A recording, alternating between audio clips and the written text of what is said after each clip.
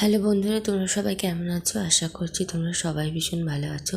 তো তোমাদেরকে নতুন আরেকটি দিনের নতুন আরেকটি ব্লগে অনেক অনেক স্বাগত।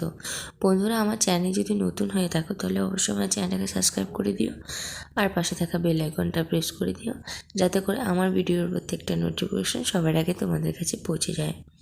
অবশ্যই সাবস্ক্রাইব করবে তখনই যখন আমার ভিডিওগুলো দেখতে তোমাদের ভালো লাগবে।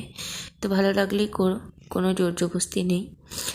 তো কারণ আমি খুব একটা ভালো ব্লগ বানাতে পারি না, আর যেহেতু কাজকর্মের মধ্যে সবসময় আমাকে থাকতে হয়, তো মোবাইল নিয়ে খুব একটা দৌড়াদৌড়ি করতে পারি না, যার জন্য ব্লগ খুব একটা বানানো হয়েও ওঠে না। আর ক্যামেরা ধরার মতো কেউ নেই, আর কেউ আমাকে ক্যামেরা ধরে দেবে না। কেউ অত ব্লগ টগ বানানো মানে ওরা অতগুলো ক্যামেরা ধরাধরির মধ্যে নেই।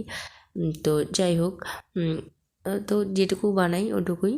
তো এখানে আমার এটা কালকে আমি বিকেলবেলা অর্ধেকটা করেছিলাম, এখন এতটুকু বাকি ছিল যেহেতু সন্ধ্যা লেগে গিয়েছিলো, তো এটা করতে পারিনি। বাকিটুকু এতটুকু রয়েছে, এটা এখন করব, তারপরে চলে যাব নিচের ছাদে।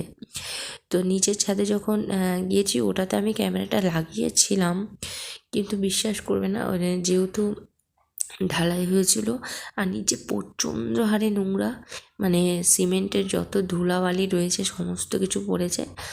তো একদম ধুলোয় একদম চারিদিক অন্ধকার হয়ে গেছিলো। তো আমি আর ক্যামেরাটা আর করতেই পারিনি। তো বন্ধ করে রেখে যেহেতু কাজটা করতে হবে সেহেতু কাজটা শেষ করেছিলাম। আর খুব মানে তাড়াহুড়ো করছিলাম, যেহেতু মানে প্রচণ্ড ধুলা উঠছিলো আর আশেপাশে বাড়িতে ধুলোগুলো উড়ে উড়ে যাচ্ছিলো, তো খুব প্রবলেম হচ্ছিলো আর খারাপও লাগছিলো।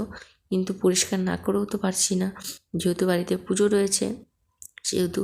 আর এত ওরকম নোংরা জামা জঙ্গল ওভাবে তো রেখে দেওয়া যাবে না, পরিষ্কার তো করতেই হবে। তার জন্য আর করা হয়নি। তো আজকের মতো ব্লগটা এই পর্যন্তই, দেখা হচ্ছে নেক্সট